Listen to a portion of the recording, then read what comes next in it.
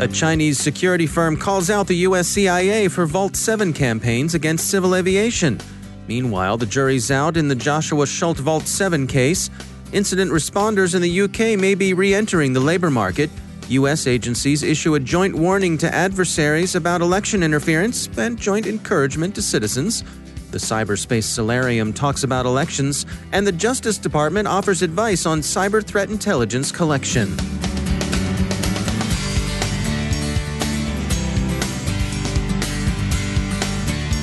And now, a word from our sponsor, ExtraHop, securing modern business with network detection and response. Cloud native is a buzzword, but it's also a direction. IDC predicts that 70% of enterprise applications will be developed cloud native by 2021. It's time for security teams to adopt the same agility and speed as their DevOps counterparts, so they can secure multi-cloud deployments and enterprise IoT at scale. ExtraHop helps organizations like Home Depot and Wizards of the Coast detect threats inside their hybrid and cloud environments, up to 95% faster and respond 60% more efficiently.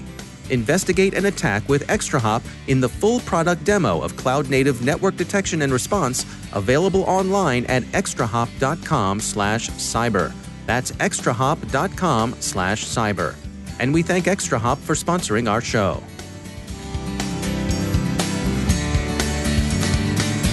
Funding for this CyberWire podcast is made possible in part by McAfee, security built natively in the cloud for the cloud, to protect the latest like containers, to empower your changemakers like developers, and to enable business accelerators like your teams. Cloud security that accelerates business. It's about time. Go to McAfee.com/time. From the CyberWire studios at Data Tribe, I'm Dave Bittner with your CyberWire summary for Tuesday, March 3rd, 2020.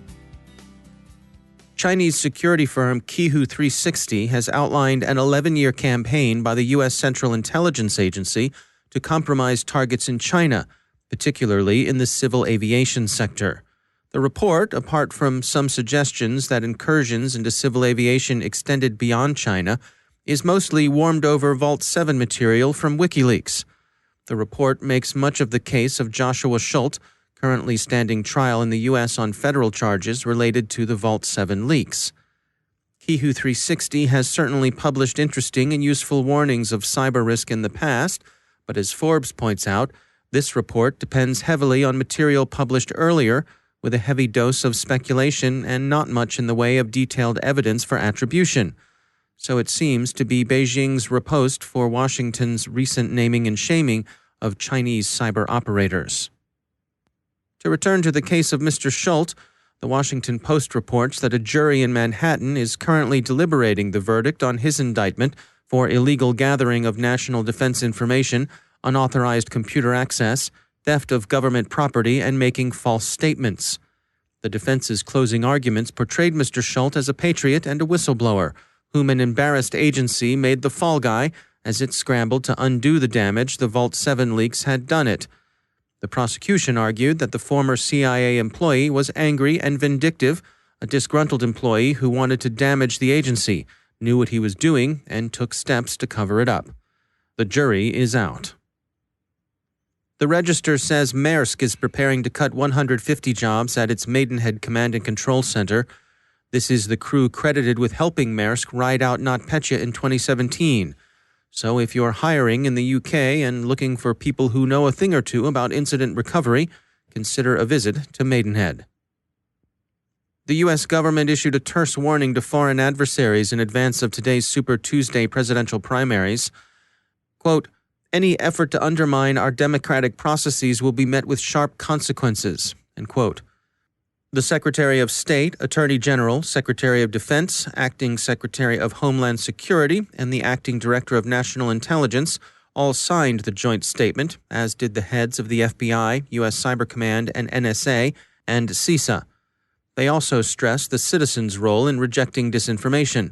Know where and when to vote, know what the issues are, and know what identification will be required at the polls. And they commended state and local election authorities to voters as the best source of reliable information. That joint statement resonated this morning at the Cyberspace Solarium meeting we attended. The commissioners, especially Senator Angus King, independent of Maine, gave the government's warning and advice about election security a big thumbs up. Senator King compared what was happening with respect to election interference to like cyber jujitsu, a yin, soft-style attack where the opposition uses our strengths, like freedom of speech and democratic processes, against us. The Cyberspace Solarium is a presidential commission tasked with developing, in outline, a U.S. strategy for operations in cyberspace. Its historical model, name-checked in the commission's title, is the original Solarium President Eisenhower convened in 1953 to develop a U.S. strategy for the new and unfamiliar nuclear-armed world. The Solarium produced the New Look strategy of nuclear deterrence and recommended containment as the central U.S. goal during the Cold War. That is, patiently wait for the Soviet Union's problems to cause its decline and fall, and in the meantime avoid a devastating global hot war. This morning's session in Washington, D.C. was an election-focused preview. We'll know later this month what the Cyberspace Solarium's recommendations proved to be. This morning's session wasn't a full report, but it offered a perspective on election security appropriate to Super Tuesday. Nina Jankowicz of the Wilson Center discussed Estonia's experiences with a comprehensive Russian cyber campaign in 2007. She described ways in which the U.S. might look to other countries' experiences with Russian cyber operations and draw lessons that could be applied to attempts to interfere in U.S. affairs. CISO Director Christopher Krebs came to the session from a briefing about last night's tornadoes in Nashville. He thought it worth pointing out that there were significant commonalities between cyber attacks and natural disasters. Election officials have contingency plans in place for disasters. The job of election officials is to prepare for every possible scenario, and they do it well, he thought, as the Nashville disaster shows. The tornadoes should also remind us that those officials' focus is much broader than cybersecurity, and that CISO functions as an assistant to help augment their capabilities in cybersecurity. Our own chief analyst Rick Howard was in attendance, and he files this report. There's good news and bad news from the Cyberspace Solarium's election preview. First, the good news. The feds in the states have made huge investments in election security, with over $300 million invested since 2016, and election infrastructure has improved across the board. Both the NSA and DHS are working closely together this time around, as opposed to the 2016 elections. And according to Chris Krebs, the director of the Cybersecurity and Infrastructure Security Agency at DHS, the nation is the most prepared we have ever been for the upcoming 2020 elections. He said that 90% of all state election systems have paper audit trails, including all of the swing states. And finally, in the private sector, Facebook is taking down over 1 million fake accounts daily. All that is very positive. The bad news is that we still have a lot of work to do. And as we like to say around here in the inner sanctum of the CyberWire, this news is less than fully successful. Because of the state's constitutional responsibility for conducting elections, it's difficult for the feds to mandate any improvements. 8 states have moved to all digital systems, and they need to come up with a paper audit trail of some kind in time for the 2020 elections. Our focus has been on voting systems, but the political campaigns themselves don't get much help and aren't that interested in what they're offered. They use every dollar they have to get their candidate elected. Cybersecurity is not just the second priority, it is the last priority. Panel members were clear that it wouldn't take much for outside influencers to cause distrust in the election process, especially if they focus on the swing states and maybe on as few as 10 counties in those states. The Election Assistance Commission seems broken also. Established through the America Vote Act of 2002, the commission has no cyber expertise, lots of unfilled positions, and little authority. Congress passed a law prohibiting foreigners from supporting elections back in 1971, before there was an internet. So that law needs to be updated to abolish a loophole that allows them to buy ads on social media platforms today. And finally, hacking is not the same thing as influence operations, and we have been able to do very little to limit the impact of these kinds of operations in our election process. The Solarium's official recommendations report comes out next week, and I can hardly wait to read them. That's the CyberWire's chief analyst, Rick Howard. The U.S. Department of Justice has published advice about how to collect intelligence in cyberspace and stay on the right side of U.S. federal law. The department notes that, quote, when properly conducted, such activities can improve organizations' cybersecurity readiness and help prepare them to respond to cybersecurity threats effectively and lawfully, end quote. They boil their advice down to two overarching themes: don't become a perpetrator and don't become a victim. Typically, passively gathering information is perfectly legal. But avoid, they say, accessing any online forum without authorization or surreptitiously intercepting communications on such a forum. Don't assume someone else's identity without their consent. Using a fake online identity by itself isn't usually a violation of federal criminal law, but when your fake identity is someone else's real identity, that becomes a problem. You'll find the whole thing on the Justice Department's website, that's justice.gov. Look for legal considerations when gathering online cyber threat intelligence and purchasing data from illicit sources. Just rolls off the tongue. It's fair to say the role of CISO has become more stressful in the past few years, with greater responsibilities and more accountability to the board of directors, not to mention an ever-increasing menagerie of security tools and services to keep track of. Security firm Nominet recently published new research on CISO stress, and their own Stuart Reed joins us with their findings.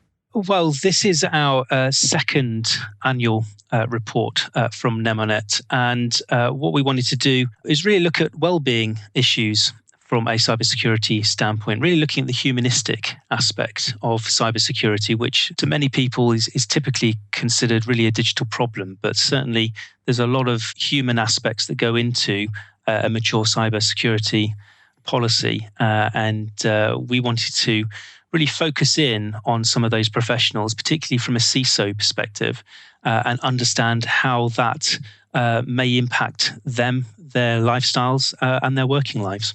One of the things that was fairly consistent, I suppose, with the report that we carried out last year is that 9 out of 10 of those CISOs that we spoke to have experienced some level of stress. I think what's really changed this year, quite significantly actually, is the impact of that stress. So, for example, we spoke to the CISOs in our report last year, and about 28% of them felt that their workplace stress was having an impact on their mental health. This year, when we were asking a similar question, that number is nearly half of everyone we spoke to. So that's roughly in at 48% now. So there really is a number of influences and impacts that perhaps have come in over the last 12 or so months. And so, in this context, it's understandable that CISOs are feeling a lot of pressure. Yeah, it's an interesting insight because I can imagine some people saying, "Well, this is a high-level role. You're probably well compensated. Of course, there's going to be stress with this job. That's a fact of any C-level position. So, what are you complaining about? This is what you signed up for." Yeah, and I think that is one of the reasons that Nominet conducted this research, is really to help shine a light and to ask those thought-provoking questions and to perhaps challenge some of those things as well. I think what we've seen here from our CISO report, though, is that of the CISOs that we spoke to, the average tenure of a CISO appears to be just over 2 years. And so when you consider the need to understand the legacy infrastructures, the decisions that have been made by the previous incumbent of that role, you then got to build a new strategy, you then got to implement it, you then got to test it and evolve it over time. It's a pretty tall order for a new CISO coming into a role for them to leave in just over 2 years. And I think when you compare and contrast that, clearly people, particularly from a tech perspective, perhaps are more transient in their roles anyway. What are the take-homes from the report? What sort of advice would you have for organizations who want to do a better job with this? Well, I think there's a couple of aspects here. So I think the first one is that there still needs to be this notion of more of a collective responsibility as far as cybersecurity is concerned. It does still seem that there is a bit more of a siloed approach, that the CISO is purely responsible for everything that they're doing from a cyber perspective, and the spotlight is on them. And I think that really what we need to work towards is a notion of that collective responsibility, or a culture of shared responsibility as far as good cybersecurity or cybersecurity hygiene is concerned. I think also, as far as stress is concerned, it's worth noting that CISOs are where we focused our report, and clearly there is a huge amount of evidence from that report that CISOs are feeling particularly stressed. But it's also worth noting that employees more generally may be feeling the impacts of stress. And I think that it's important for employers to recognize some of the telltale signs of their employees perhaps feeling a little bit stressed. There's an opportunity for employers to look at what more perhaps they could do from an employment perspective that maybe they're not doing already. That's Stuart Reed from Nominet. Finally, we've long regretted the lack of good animal names for U.S. threat actors. It's a matter of national pride. But some Chinese sources are calling the group behind the alleged CIA Vault 7 material Rattlesnake. And it occurs to us that here in the land of the pit viper, rattlesnake isn't bad. Other pit viper names you might use include copperhead, diamondback, sidewinder, and cottonmouth. Feel free to modify them with appropriate adjectives: sweetheart cottonmouth, clever diamondback, outstanding copperhead, bodacious sidewinder. You're welcome. But don't tread on them.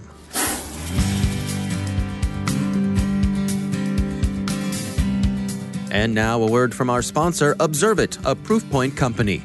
The greatest threat to businesses today isn't the outsider trying to get in. It's the people you trust, the ones who already have the keys, your employees, contractors, and privileged users.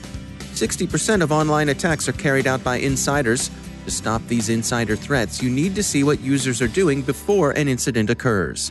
Observit enables security teams to detect risky user activity, investigate incidents in minutes, and effectively respond. With Observit, you'll know the whole story. Get your free trial at observit.com/cyberwire. That's observit.com/cyberwire. And we thank Observit for sponsoring our show.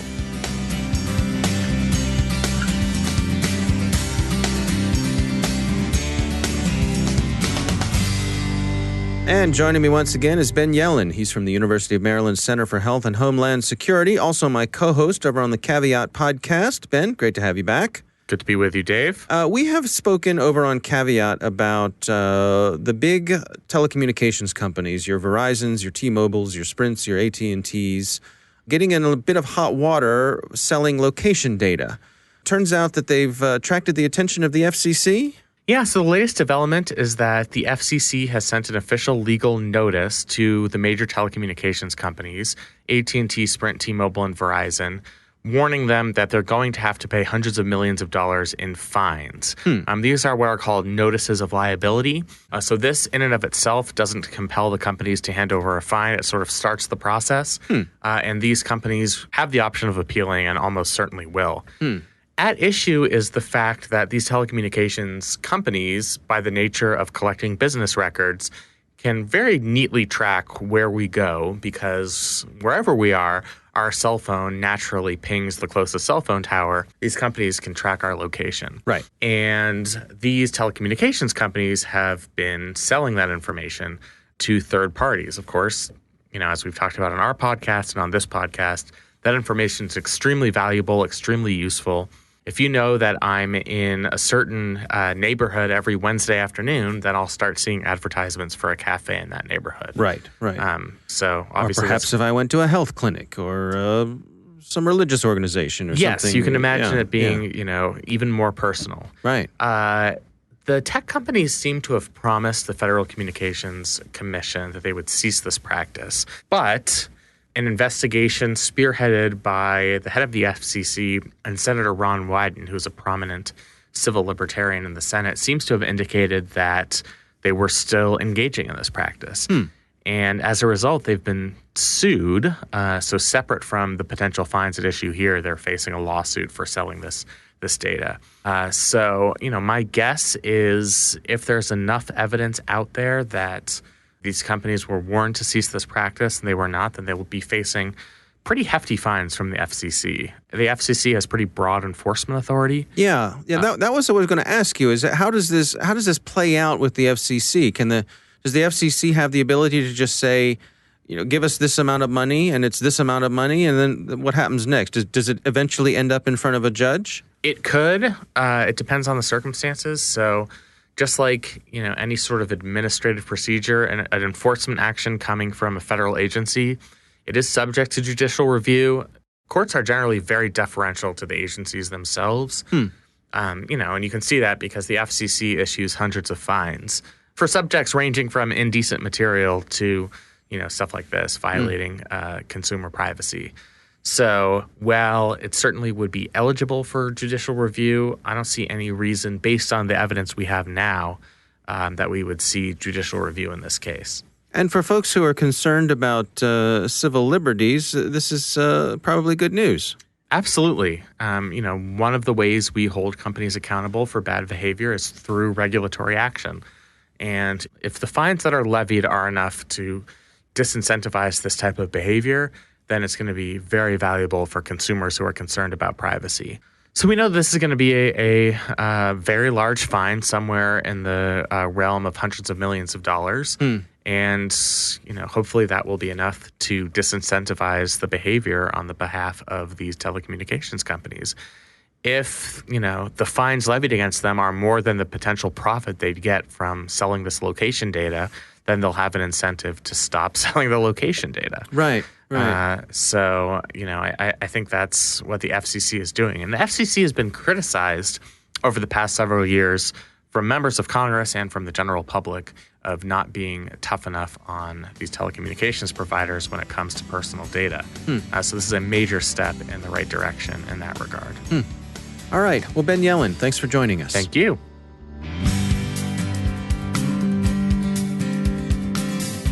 And that's the CyberWire. For links to all of today's stories, check out our daily briefing at thecyberwire.com. And don't forget you can get the daily briefing as an Alexa flash briefing, too. Thanks to all of our sponsors for making the CyberWire possible, especially our supporting sponsor, Observit, a Proofpoint company and the leading insider threat management platform. Learn more at observit.com. The CyberWire podcast is proudly produced in Maryland out of the startup studios of Data Tribe, where they're co-building the next generation of cybersecurity teams and technologies.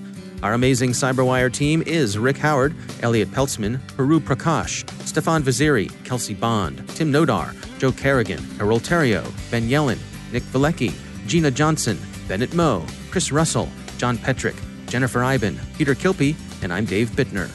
Thanks for listening.